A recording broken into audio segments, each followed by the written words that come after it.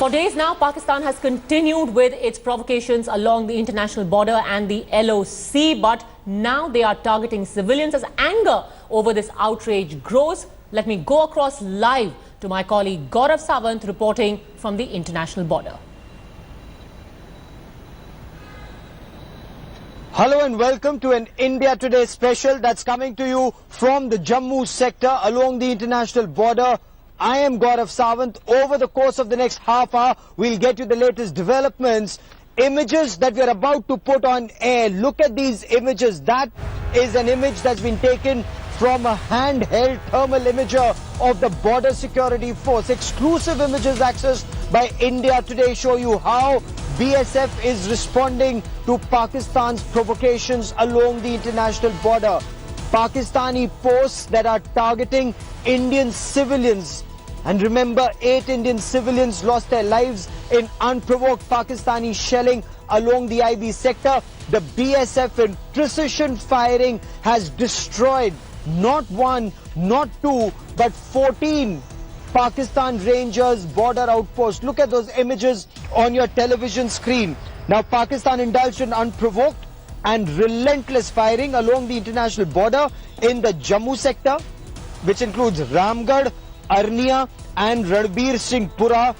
Now in this very clearly you see these images. The BSF hit back at Pakistan Rangers post. Look at the difference. Pakistan is targeting Indian civilians. It's targeting villages. BSF is hitting back and targeting only Pakistani Rangers posts and those posts that are targeting civilians. Now there are reports of casualties on the Pakistani side. What sources in the Border Security Force have told India Today that several BSF personnel have seen through these handheld thermal imagers Pakistani Rangers being injured. Look at these images. Precision firing by the Border Security Force in the middle of the night, and there you see a Pakistani Rangers post completely devastated. 14 such posts of the Pakistan Rangers have been destroyed. And breaking news coming in as the Indian Army and the Border Security Force target Pakistani Rangers and Pakistan Army along the line of control and the international border. Pakistan is telling terrorists to target the Army, the BSF and the CRPF from the rear. That is, target convoys, target troop movements and target camps, quite like Uri. This is what Pakistan Army's terrorists did in the Uri sector when they hit out at an administrative base at the Uri brigade. Now there is clear and present danger of Pakistani terrorists or border action team doing exactly the same thing south of Pir Panjal in its biggest audit to strengthen the security grid. And this is an India Today exclusive. This is the biggest audit of the security grid south of Pir Panjal. Top officers of Jammu and Kashmir Police and the Central Reserve Police Force have fanned out across locations of the Army, CRPF and BSF. Additional security has been deployed all along Army camps. Additional security to protect highways. So there's road opening parties and there's HIDOT. That's Highway Domination Team. I caught up with the Special Director General of CRPF, Sachidanand Srivastav. This is an India Today exclusive. Amid ceasefire violations by Pakistan along the international border and the line of control in the Jammu sector, there is also a heightened apprehension of a terror strike. And with me is the Special Director General of Police in this area, Mr. Sachidanand Srivastav. Sir, welcome on India Today. Can you tell us a little more about this heightened apprehension of a terror strike? Well, we are prepared for any kind of attack, whether it is Fidayeen attack or shoot and scoot or anything like that. We are prepared for that, and we have already sensitized our personnel that such kind of attack is expected at any time. Now, given the situation, is this a threat that the Pakistan Army is targeting us, our people at the line of control and the international border? are these Pakistani terrorists who are trying to target military replenishments or CRPF convoys or BSF convoys? Well, in all such attacks, it is basically Pak-sponsored groups, whether from this region or from across the border. It is the Pak-sponsored terrorist groups which pose a threat to the security forces in Jammu and Kashmir.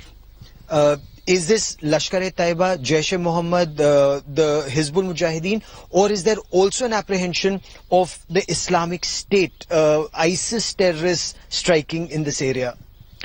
It could be all of them, but it is immaterial whether it is Lashkar-e-Taiba or Jaish-e-Mohammed, because the modus operandi is almost similar.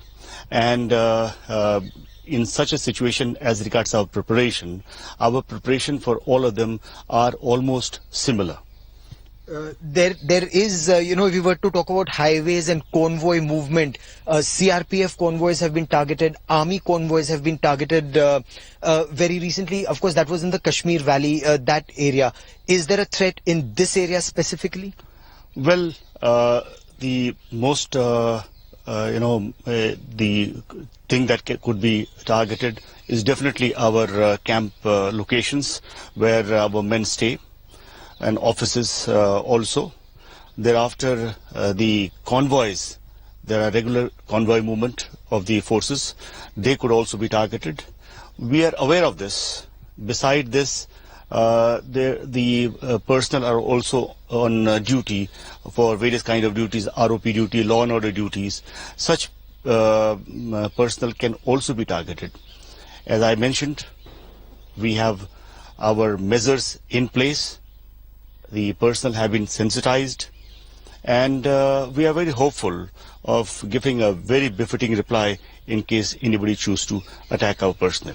So many thanks for speaking to India Today. And senior officers, top-ranking officers, as you see, Mr. S.N. Srivastav, his team, his personnel are deployed all along and constantly ensuring that security is up to the mark.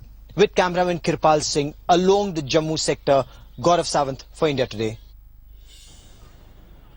And let me now take you to Ramgarh sector. Now this is one area all along Samba sector. Pakistan has been firing relentlessly and unfortunately targeting civilian areas. Now what's happened is all along south of Pir Panjal, 174 schools have been shut down. Children are not going to schools, but what is worse, they're not even staying at home. People have been forced to leave their homes and they're living in temporary shelters. There is fear, there is panic, there is anger, and there is anguish. Now, India Today's Manjeet Sehgal travelled across these villages. He spoke to a large number of locals who've been forced to abandon their homes, their hearth, also their cattle, and that is something that is really a cause for serious concern, because cattle in this part is virtually worth its weight in gold. Who will feed the cattle? So men folk, they go back, they feed the cattle, and that's the time that Pakistan's resorting to unprovoked firing and shelling, targeting civilians. Take a look at some of the reactions we're getting from the hapless villagers in the Samba sector. हाँ जी, वो हमारे गांव तकरीबन पूरा ही खाली हो चुका है. मतलब आदमी रह गया, इधर बाकी बच्चे छोटे सभी इधर चरण लिए हुए हैं. और हमारी यही रिक्वेस्ट है कि पाकिस्तान जाते हमारे गांव खाली है, जाते उनको दबा करे एक दफा, तो उनको थोड़ा मालूम हो भी हमारा इतना नुकसान हो रहा है. जो हम बार बार माइग्रेट होते हैं और हमें बार बार मतलब कि आगे पीछे जाना पड़ता है. इसलिए हम यही रिक्वेस्ट करते हैं कि आप सरकार को चाहिए कि कोई ठोस कदम उठाए और हमारे को मतलब अच्छा कोई पीछे कोई हमारा बंदोबस्त पक्का करे. ये बार बार हम अभी कल ही गए थे हम वापस, तो आज दोबारा इधर आना पड़ा. सुबह 6:30 बजे से लेकर 3:30 बजे तक तकरीबन 5000 के करीब मतलब गोले दागे हैं पाकिस्तान रेंजरों ने, और 35,000 के करीब गोलियां दागी हैं.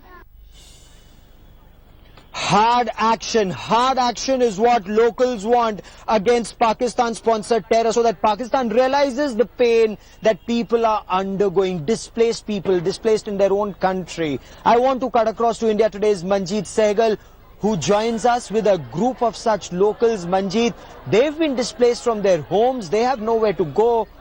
God is their protector. They've taken shelter in a religious place. Take it away, Manjeet. Yes, indeed, Gaurav.